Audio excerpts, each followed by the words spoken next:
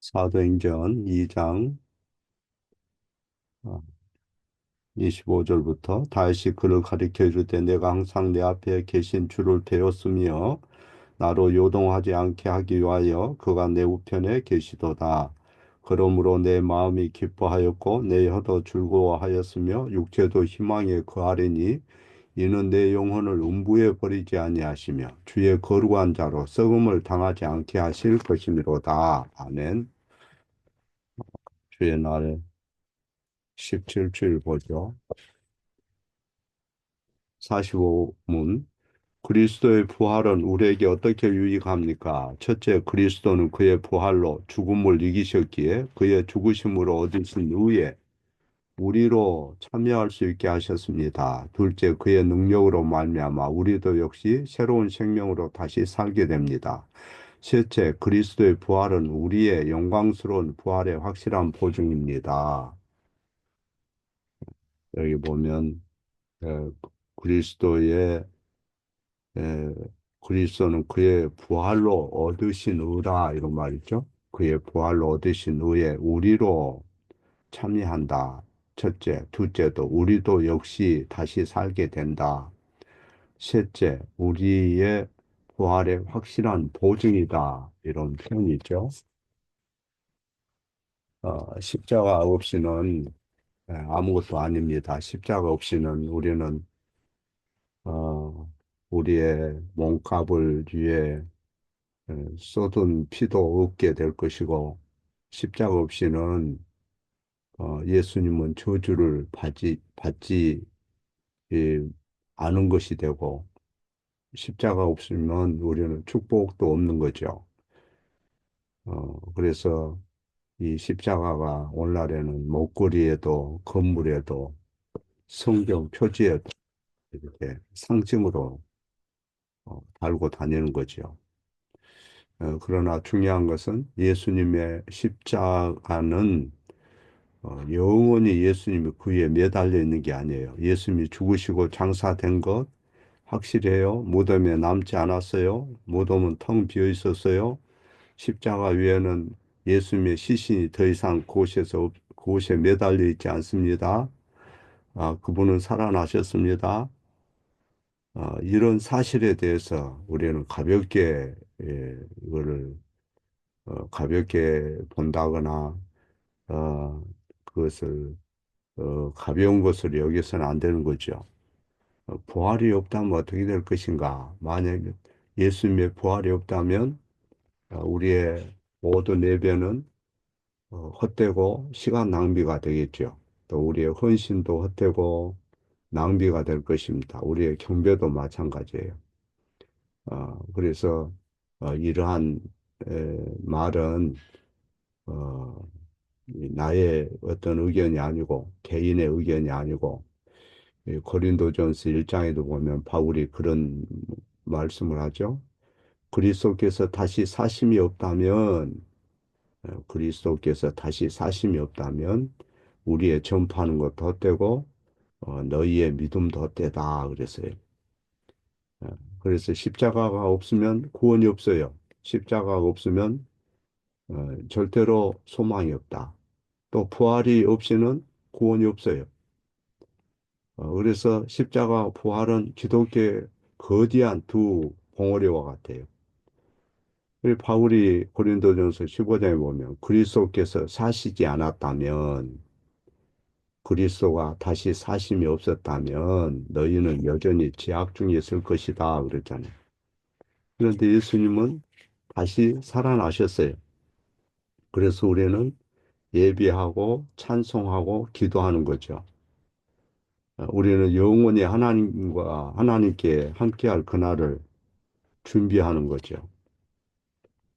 어, 그런데 많은 그리스도인 중에는 그 부활에 대해서 온전히 신뢰를 못하기 때문에 항상 이 자기가 교회 다니고 신앙생활 하는 그 목적을 잊어버려요. 현실에만 집중하는 거죠. 어, 우리가 왜 교회에 직분이 있습니까? 목사가 있고 장로가 있고 집사가 있고 또 왜 그들이 교회에서 수고합니까? 이것들은 우리의 영혼과 깊은 관계가 있어요. 우리는 영혼을 준비하는 사람이 이스라엘이 포로에서 귀한 후에 그들이 예루살렘에 집을 짓고 성벽을 세우고 성전을 재건하고 하는 것은 그 보이는 것이 목적이 아니에요. 단기간에 어떤 그런 목적에 그들의 삶의 목적이 있는 게 아니잖아요. 우리도 어려운 형편 중에서 그때그때 문제를 해, 해결해 나가고 헤쳐나가는 것이 우리 인생의 목적이 있는 게 아니에요. 영원히 하나님과 함께할 영적 건축을 하는 거죠. 그래서 이 그리스도의 부활에 대해서 성경은 삼위일체의 모든 그 위격들이 관여한 것을 우리에게 가르치는 거죠. 하나님께서 자기 백성을 위해서 중요한 일을 하실 때마다 성부, 성자, 성령께서 함께 역사하셨어요. 놀라운 창조 사역을 보아도 성부께서 만물을 창조하셨죠. 빛이 있으라 하심에 빛이 있었어요. 근데 그 만물을 성자를 통해서 창조하신 거죠. 요한복음의 1장에 보면 그가 없이는 아무것도 된 것이 없다 그랬잖아요. 또 성령께서 거기에 계셨어요. 창세기 1장 2절을 보면 그 신이 공창위에 운행하셨더라 이렇게 성경이 우리에게 가르칩니다. 창조 사회뿐만 아니라 예수님의 세례 때도 삼위 하나님이 거기에 계셨죠. 예수님이 물에 서 계시는 동안에 성령이 비둘기같이 강림하시고 하늘에서 또 음성이 들리고 그리고 그리스도의 지상 사역이 시작되었고 그리스도의 부활 때에 그리스도의 그 지상 사역은 종결되었지만은 어, 예수님의 큰 권능과 지혜 가운데 행하시는 중요한 모든 순간에는 삼위 하나님이 항상 그곳에 계셨어요. 어, 그래서 삼위 하나님의 그 역사는 기독교의 특징이에요. 다른 종교에는 삼위 하나님에 대해서 가르치지 않아요. 예수님의 생애 마지막 날에 일어난 그 사건들을 볼 때, 어, 예수님은 당시에 세상 사람들에게 어, 문제를 이야기하는 그런 분으로 오해를 받았어요. 어, 그 예수님이 예루살렘에 입성할 때도 이스라엘 주자들이 예수님의 그 메시지를 받지 않았죠. 바리새인들에게 화가 있을 거라고 주님이 설교했고 예수님은 자신이 왕이라고 말씀을 하셨고 본디오 빌라도 총독 앞에서도 그렇게 얘기했을 때 사람들은 예수님은 불안을 조장하는 사람으로 여기고 또 대중들에게도 평판이 좋지 않았어요. 그래서 당시에 합리적인 사람들은 예수님을 어디다 좀 가둬두면 좋겠다 이렇게 생각을 한 거죠. 또 나중에는 그를 죽일 필요까지는 없었는데 매우 부당한 일이 일어났다 이렇게 생각한 사람들도 있었을 거예요.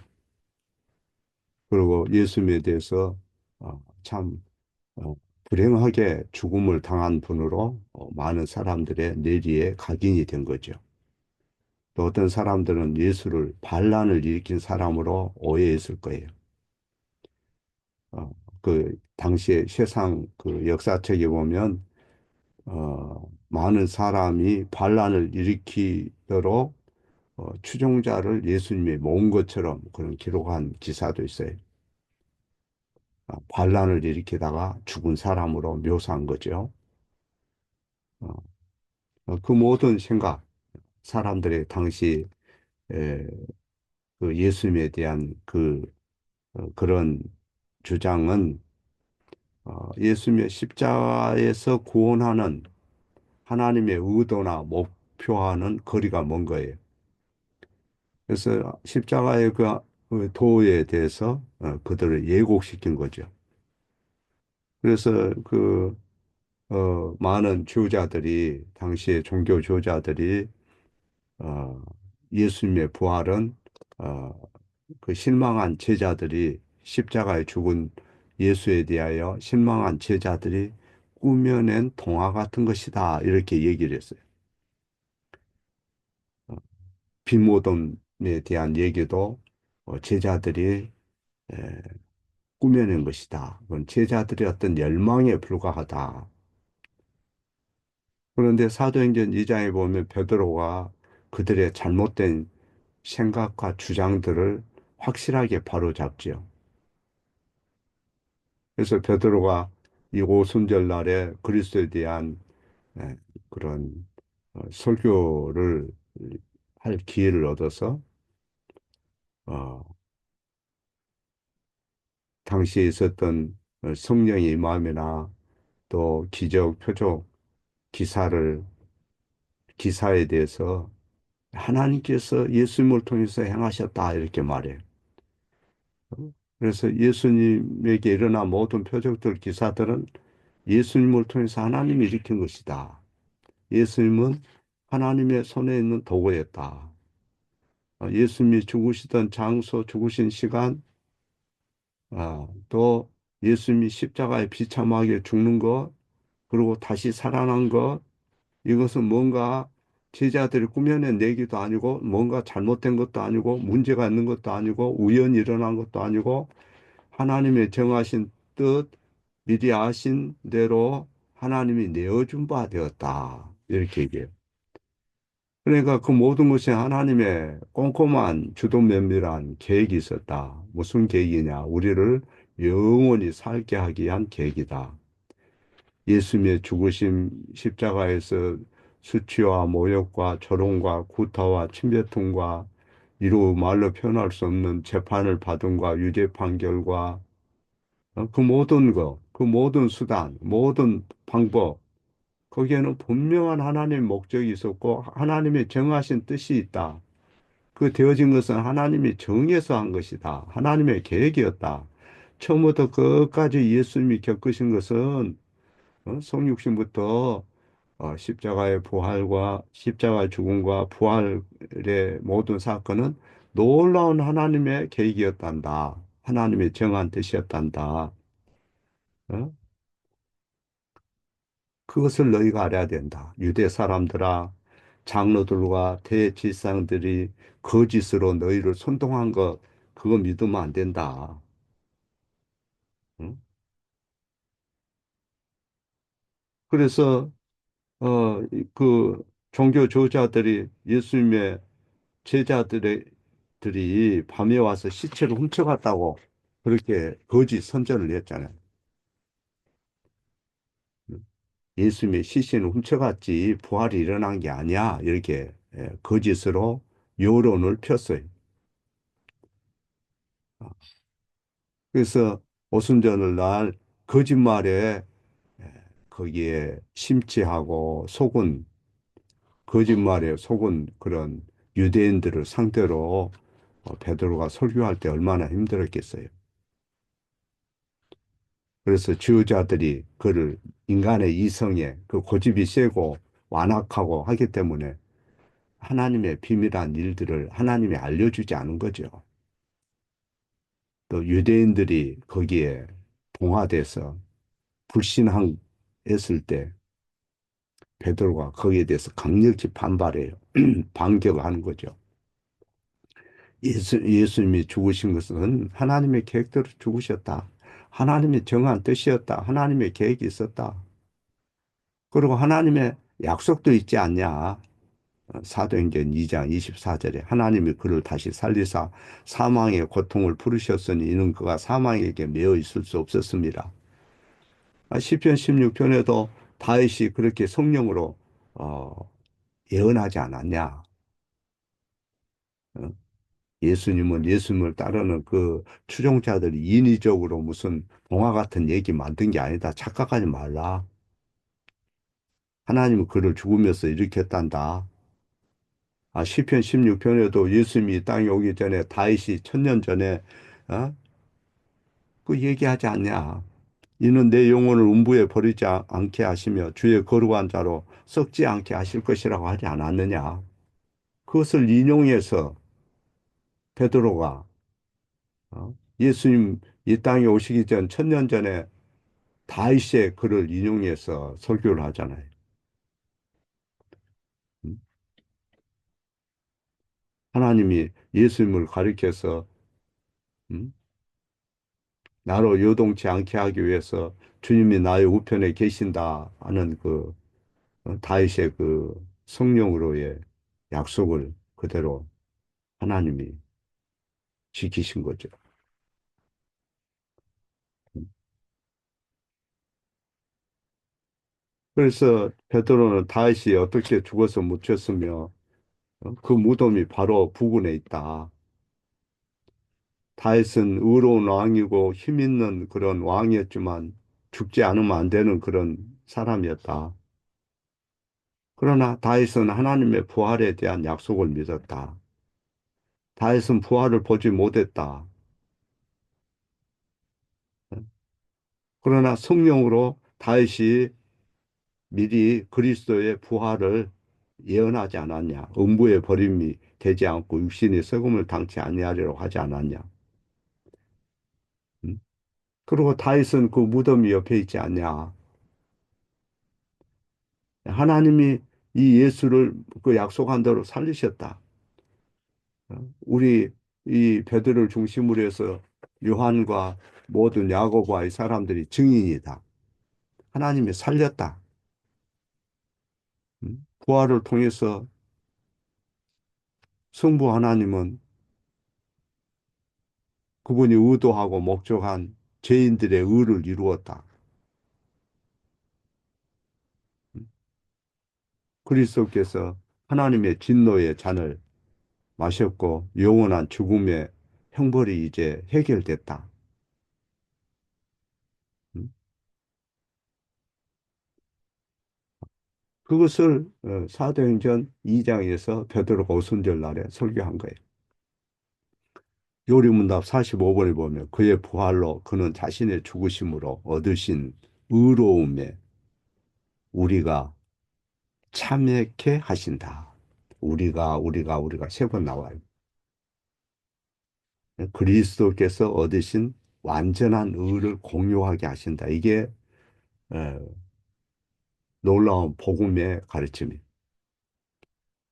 그리스도의 의는 값없이 우리에게 주어진 것이고 믿음으로 우리는 얻는 것이고 그래서 하나님 우리를 보실 때 너는 내 사랑하는 자녀고 내가 내 아들을 예수 그리스도를 기뻐하는 것처럼 너를 기뻐한다. 이렇게 말씀하셔요.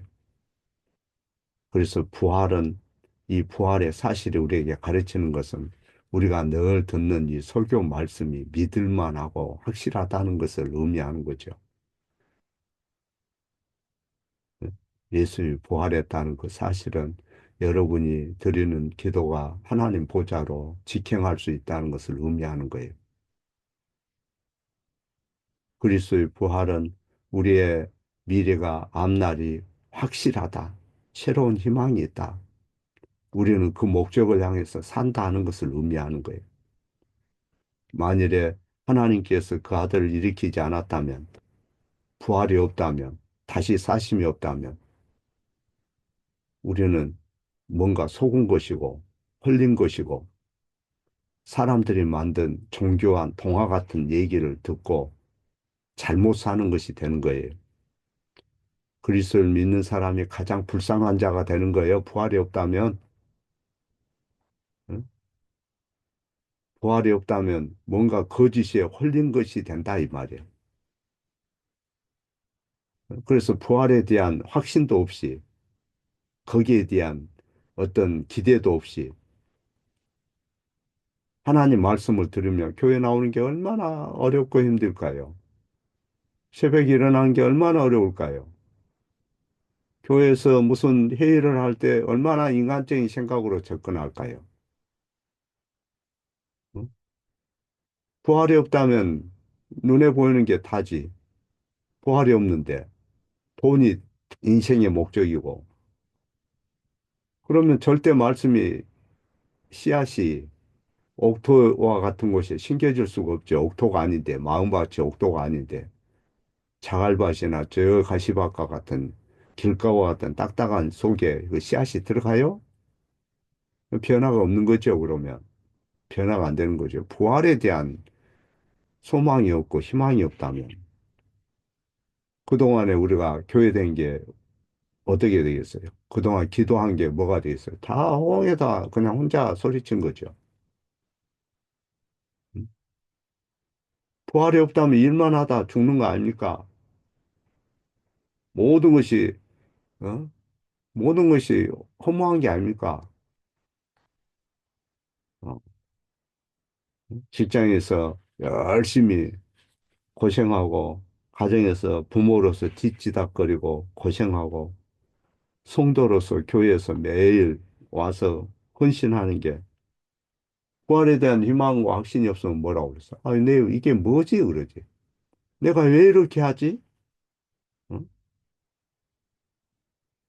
그러나 그리스도의 부활은 우리에게 어느 것이 목적이라고 말합니까? 앞으로 우리에게 어떤 일이 있을 것이라고 말하는 겁니까? 음? 그래서 우리의 삶에는 목적이 분명해요. 살만한 가치가 있어요. 어떤 사람들, 아이고, 90, 100살까지 살면 어떻게 해요? 앞으로 100살 산다는데, 아이, 징그러워. 이런 얘기예요. 그런 사람 빨리 하나님 데려가셔야 돼요. 난 그런 생각이요. 음? 빨리 가야지. 뭐하러 살아요? 빨리 가보지. 음. 우리의 삶은 현실 문제를 헤쳐나가는 것이 주요 목적이 아니에요. 음. 우리가 현실에서 아무리 많은 것을 떵떵거리고 누려도 그날이 오면 다 먼지로 변하는 거예요.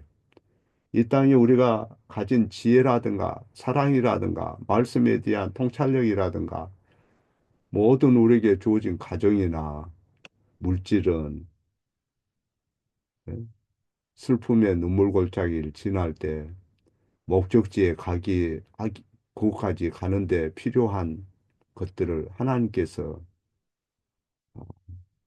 이루어서 주시는 거죠. 그러나 그날에는 먼지로 다 변해요. 우리는 이 땅의 것을 쟁취하기 위해서만 사는 게 아니잖아요. 성경은 예수님이 죽었다고 말씀해요. 그리고 다시 살아났다고 말씀합니다. 사도들이 그 사실을 알고 다 인생이 뒤집어졌잖아요. 그리고 땅 끝까지 이르러서 소망의 그 메시지에 대해서 전해줬잖아요. 부활을 기억해라. 예수님을 믿고 예수 이름 불러라. 그리고 회개해라. 그러면 용서하신다.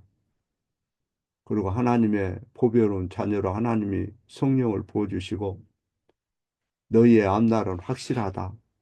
왜냐하면 무덤으로 끝이 난 게 아니기 때문이다. 무덤은 영생의 가문이란다. 우리가 사는 동안 영원한 목적이 있지 않냐? 예? 우리의 삶의 목적은 이 세상에서 이제 부활하신 주님을 알고 교회도 바른 진리 가운데 세워가고 우리가 죽을 때도 그 앞에 가서 놀래가지고 막 얼굴 이상해가지고 가서 충격을 받고 그러는 게 아니고 분명한 목적의식 가지고 그 생명의 길을 향해서 가는 거죠. 그래서 이 땅에 사는 동안에 우리의 왕 되신 주님을 기쁘게 하고 우리가 예수님의 형상을 이루어가고 믿음의 덕의 지식의 절제와 경건과 예? 오래 참음과 형제 우애와 사랑 그것을 얼마만큼 나타내느냐 이게 하나님 앞에 영광이 되는 거예요. 부활은 성부 하나님의 약속입니다. 부활은 성령의 권능으로 이루어진 겁니다. 이것은 우리가 그 일에 참여하기 위해서 하는 거지. 원래 예수님은 십자가도 필요 없고 부활도 필요 없으신 하나님이시라는 거 알아야 돼. 그래서 그 은혜 가운데 견고히 있어서 우리가 하루하루 잘 감당하고 정말로 주님의 이 부활을 내가 믿는 건지 아니면 교회만 성경책 들고 왔다 갔다 하면서 세상에 파묻혀서 부활에 대한 희망도 하나 없고 안 죽었으면 좋겠다. 나 부활 필요 없어. 나 천국 필요 없어. 나 우리 집 아파트가 최고야. 우리 집 아래목이 나 최고야. 이런 생각 가운데 가면 안 되는 거죠.